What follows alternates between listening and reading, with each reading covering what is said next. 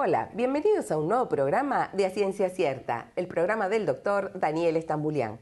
Hoy tenemos un invitado de lujo, el doctor Daniel Boanja. Él es jefe de terapia intensiva de huésped inmunocomprometido del Hospital Garrahan.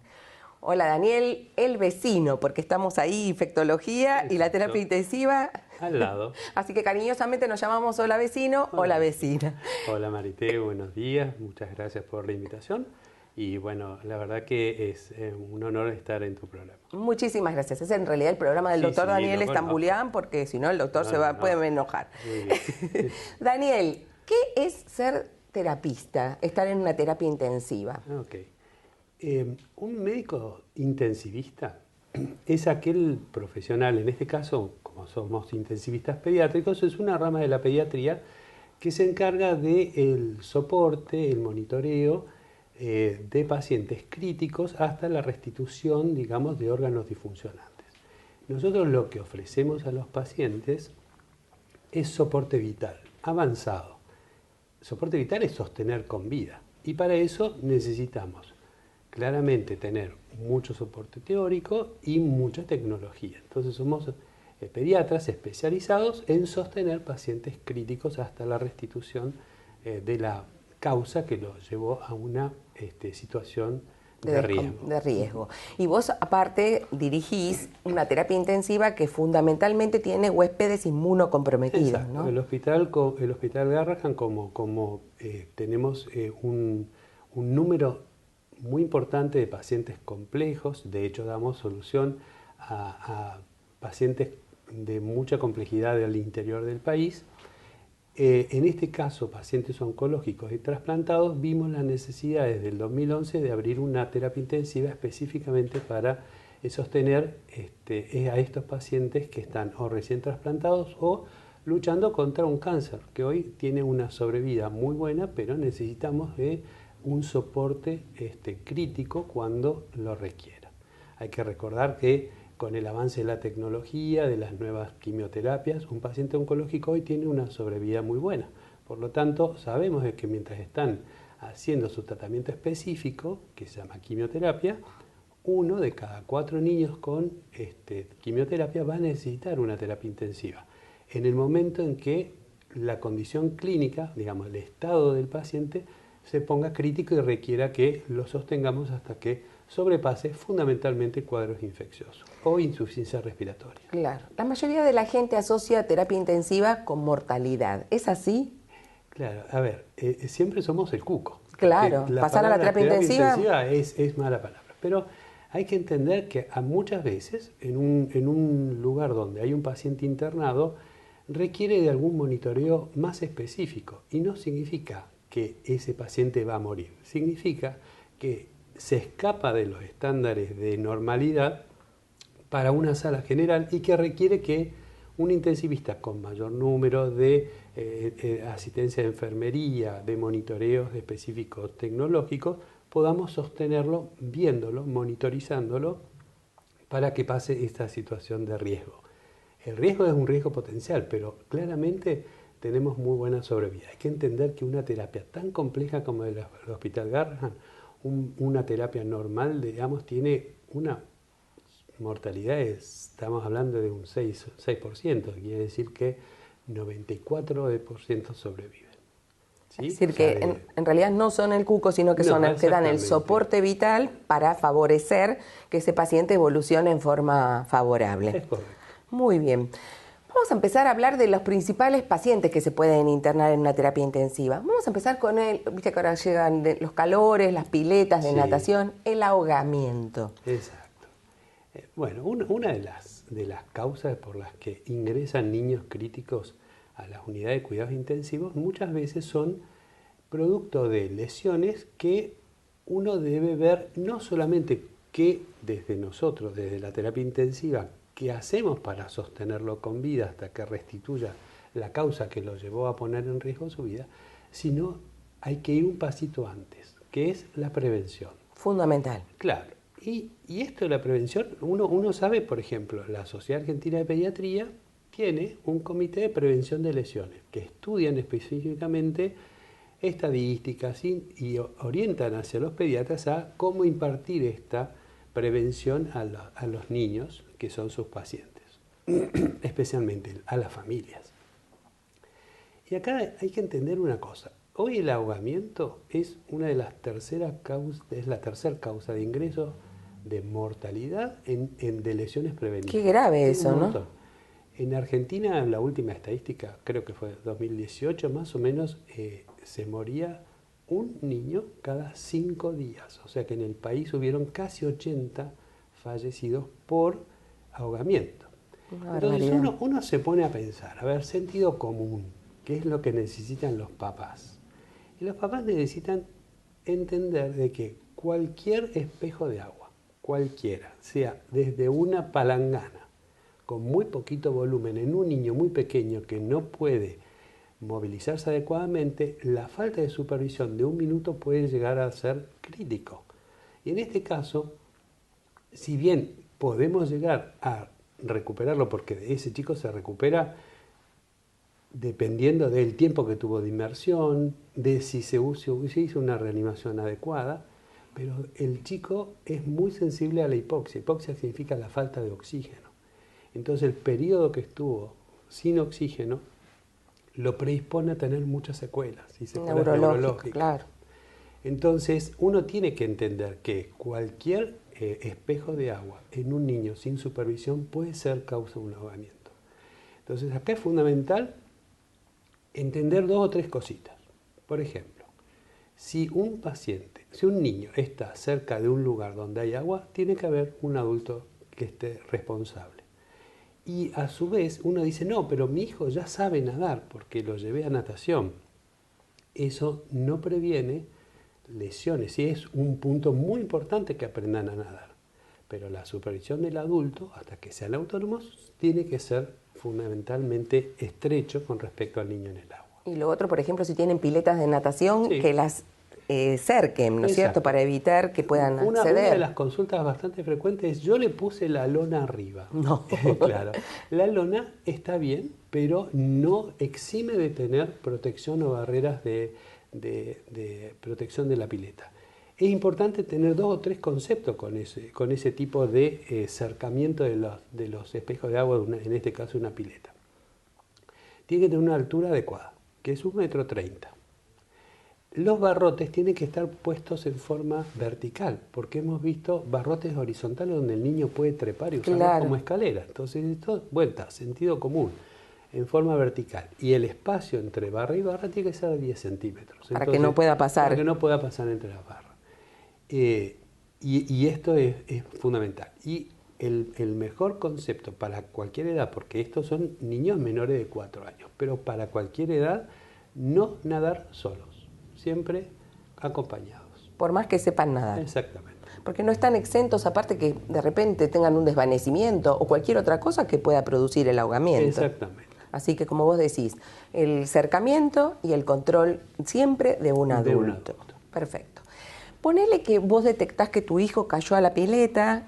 ¿Qué medidas se pueden tomar en los primeros minutos mientras llega la asistencia médica? Cuando un niño es rescatado del agua, lo primero que hay que hacer es sacarlo del agua. No se reanima ningún niño dentro del agua. Superficie plana, y ahí miramos 2 cosas. ¿Respira o no respira? Si respira, posición de costado y siempre el llamado primero al sistema de emergencia. 107, 911, depende del lugar donde esté. Ponerlo de costado y esperar a que llegue la emergencia. En el caso que el chico no respire, tienen que llamar al 911 y el radio escucha va a orientarlo para hacerle la reanimación cardiopulmonar. Los papás es muy bueno que tengan una instrucción básica en reanimación cardiopulmonar. De hecho, cada tanto Sociedad Argentina de Pediatría hace lo llamamos megas porque son instrucciones para un grupo poblacional bastante amplio, pero hay lugares donde uno puede ir y hacer reanimación cardiopulmonar. Es muy bueno que tengamos, aunque sea un básico, de cómo reanimar. Eso me parece que es un concepto fundamental, ¿no es cierto? Que todos los papás, sobre todo con chicos, sí, aprendan a hacer reanimación cardiopulmonar. Exactamente. Lo mismo que cuando están en una pileta, quien está al cuidado de los niños tienen que estar claramente certificados para poder reanimar a un paciente.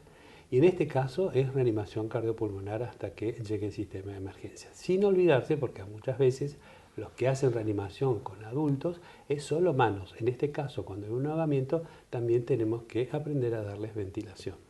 Bien, así que es muy importante. Muy importante saber pasos básicos de reanimación cardiopulmonar. Bien.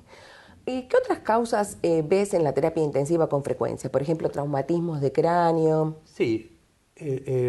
A ver, vamos a ser claros, yo estoy sesgado más que nada porque estoy atendiendo claramente pacientes inmunocomprometidos, pero claramente tengo otros lugares de trabajo donde atiendo pacientes polivalentes, digamos, de todas las causas. Y el traumatismo de cráneo en accidentes viales es muy importante. Es una causa importante y causa importante de mortalidad. La pregunta es, ¿qué nosotros tenemos que hacer para prevenir esos accidentes?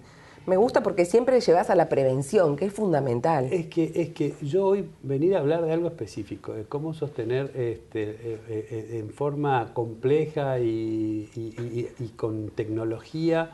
Yo creo que hoy el mensaje es evitar que un niño requiera terapia. Cuando se necesita terapia, estamos muy capacitados. En el último tiempo tenemos un grupo en el país muy importante, aunque falta un montón de terapistas en todos lados y eso hay una crisis muy interesante, pero hoy tenemos terapias que están certificadas con mucha tecnología y que hoy se puede sostener en cualquier lado, y tenemos este sistema donde podemos diferir, digamos, el paciente, transferir el paciente de un lugar a otro de acuerdo a lo que necesite. se necesite. Daniel, tenemos que hacer un pequeño cortecito y ahora después en el segundo bloque seguimos con entonces traumatismos y mucho más. Muchas gracias. Hemos llegado al fin de este primer bloque de A Ciencia Cierta. No nos dejen, que en un ratito volvemos con más doctor Daniel Buanja y el manejo de los pacientes en la terapia intensiva. Muchas gracias por acompañarnos. No nos dejen. Gracias.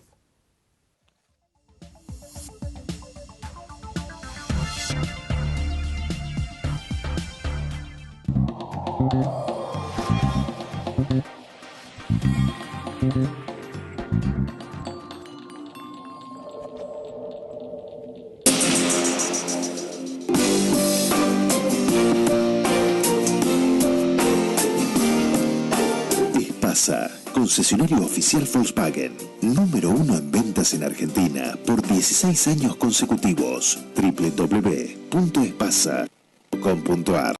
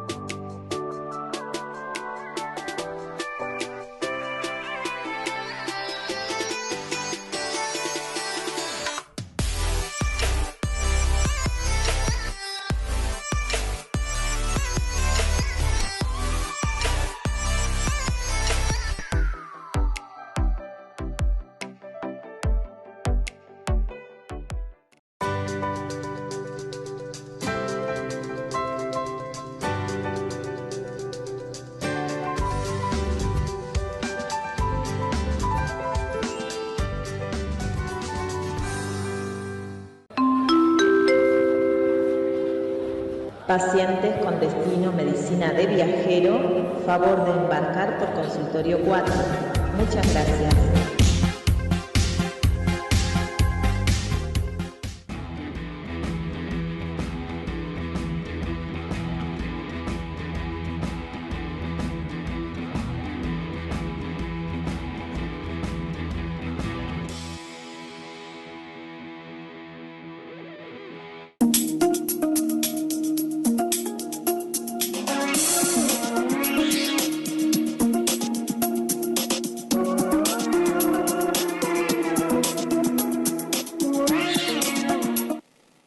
En el tratamiento de HIV.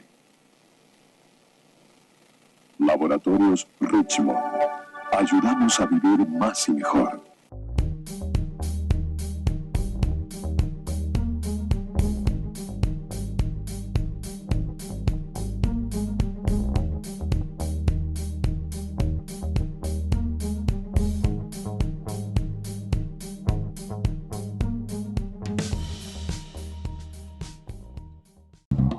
Hemos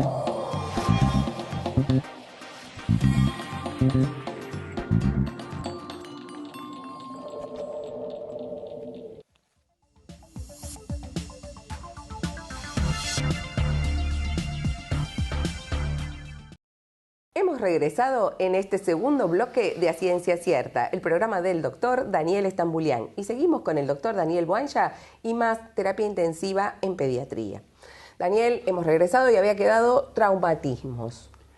Sí, traumatismo porque es una de las causas del traumatismo craneoencefálico, es una de las causas más frecuentes de ingreso a una terapia intensiva. No todo traumatismo de cráneo es grave. Vamos a empezar por ahí. Los chicos tienen accidentes en casa, a veces caída de la misma altura, que generan fractura de cráneo. Entonces uno dice, bueno, vamos a ponerlo según el lugar donde esté y la complejidad del lugar. Muchas veces ese chico lo observamos en la terapia intensiva. ¿Eso significa que está grave y que se va a morir? No, necesitamos mirar cuál es la evolución en 24 horas de un niño mirando los signos vitales. ¿Eso significa que le vamos a tener todo el día no te duermas, no te duermas? No, eso pasó en la historia, generalmente con un monitoreo, y lo vamos observando siguiendo diferentes escalas para ver que el estado de conciencia del niño esté adecuado.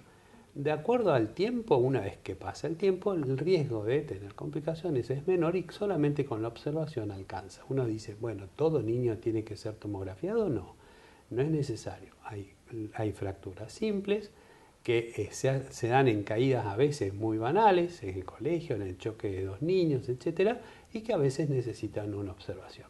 Perdóname, ¿todo chico que tiene un traumatismo tiene que consultar o hay algún parámetro?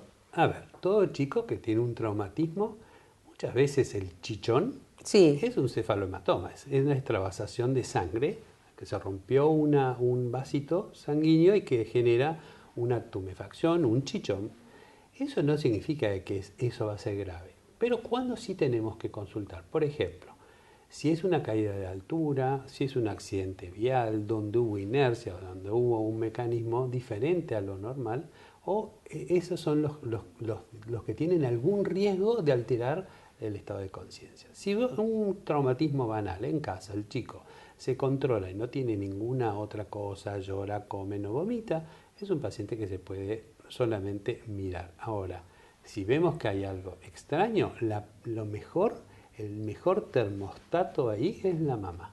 Si la mamá lo ve distinto, debe consultar, porque generalmente es un gran aliado, el mamá o papá, quien esté a cargo del niño, digamos, cuando lo ve distinto al niño, nada mejor que los padres, Sí. que saben que no está normal. Entonces eso es una idea de consulta. Y a veces una consulta como para decir, ok, ¿se hace algo o no se hace nada? Pero se espera, se expecta y nada más. Perfecto. Ahora, los traumatismos cuando son caídas de altura, vuelo, prevención. Chicos no tienen que estar jugando en una terraza que no tiene protección. Eso es básico, pero ocurre.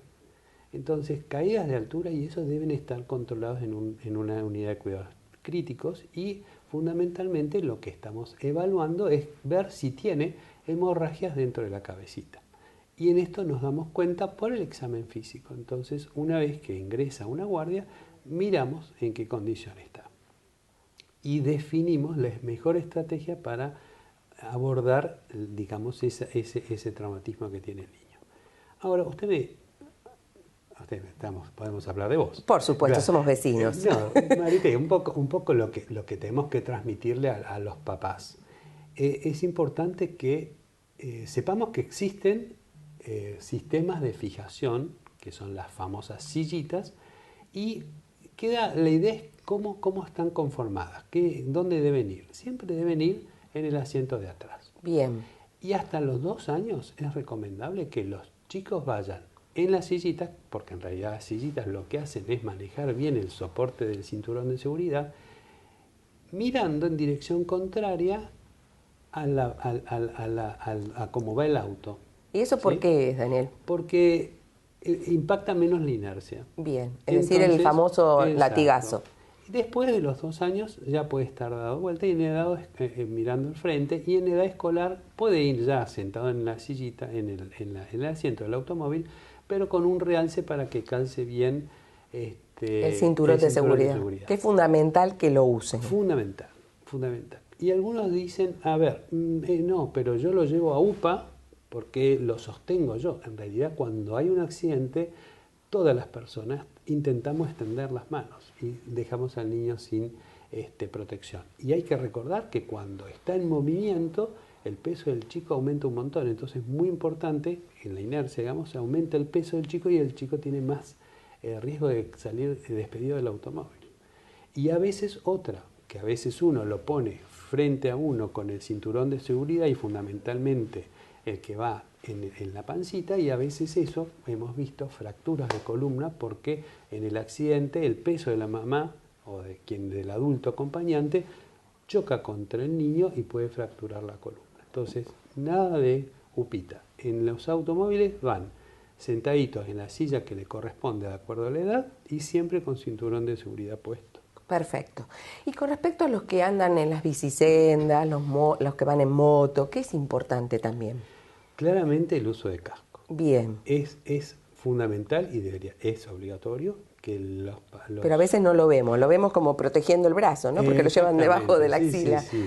Es real. El problema ahí es el pensar de que a mí nunca me va a pasar. Y cuando uno mira estadísticas, realmente el casco está para protegerlos porque en realidad la lesión se puede prevenir. El traumatismo de cráneo puede ser menor el impacto con el casco puesto. Bien. Lo mismo que cuando van en algún tipo de motocicletas y van el padre, la madre y 3, 4 niños, eso hay que erradicarlo porque la verdad que genera... Muy peligroso. Es muy peligroso y genera mucho daño. Bien. Daniel, hemos tenido un brote de infecciones respiratorias durante el otoño y el invierno, sí. Y podemos hablar un poquito de cómo son los signos de alarma para no llegar a la insuficiencia respiratoria, ¿no? Okay. Los niños, cuanto más pequeño, hay que entender que su árbol bronquial, los bronquios son de un diámetro más pequeñito. Uh-huh. Entonces, cuando hay una infección viral, que es bastante común en invierno, los bronquios se edematizan, se hinchan, entonces el calibre de los bronquios se achica, por donde ingresa el aire se achica. Entonces, es muy frecuente que los niños que tienen un compromiso viral con inflamación de los bronquios puedan tener algún sistema de insuficiencia para poder respirar, fundamentalmente porque el aire que da adentro se obstruye y no puede salir. O sea, ¿cómo nos damos cuenta de que un chico está respirando mal? Cuando lo vemos. Normalmente nosotros nos estamos viendo y no nos damos cuenta que respiramos, porque es algo automático y es una cosa calma. Lo mismo que los papás, cuando te dicen, está respirando mal o está respirando rápido, es alguien que tiene que ir a la consulta, porque respirar rápido significa que está utilizando músculos para poder sacar el aire y respirar rápido para oxigenar adecuadamente. A veces esta inflamación, digamos, de los bronquios y el componente respiratorio inflamatorio hace que, digamos, necesite un aporte de oxígeno al niño. Entonces, un niño que está respirando rápido, que cambia de coloración, fundamentalmente los labios. La mamá te dice, tiene los labios azules, ¿sí? Que hay que tratar de no llegar a ese estadio. Obviamente, pero muchas veces empiezan a ver, hace el cambio de coloración.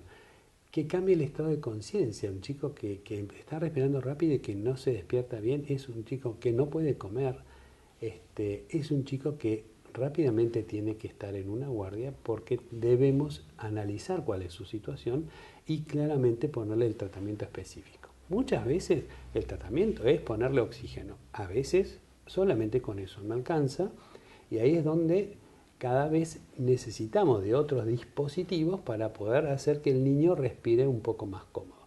A veces necesitamos de unas máscaras, esto ya es de terapia intensiva, que se llama ventilación no invasiva, que es una máscara conectada a un generador de presión y que le transmite más presiones a la vía aérea para que el paciente pueda respirar cómodamente.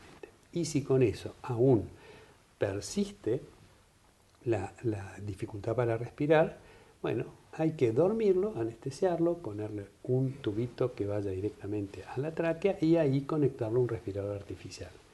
Eso es terapia intensiva.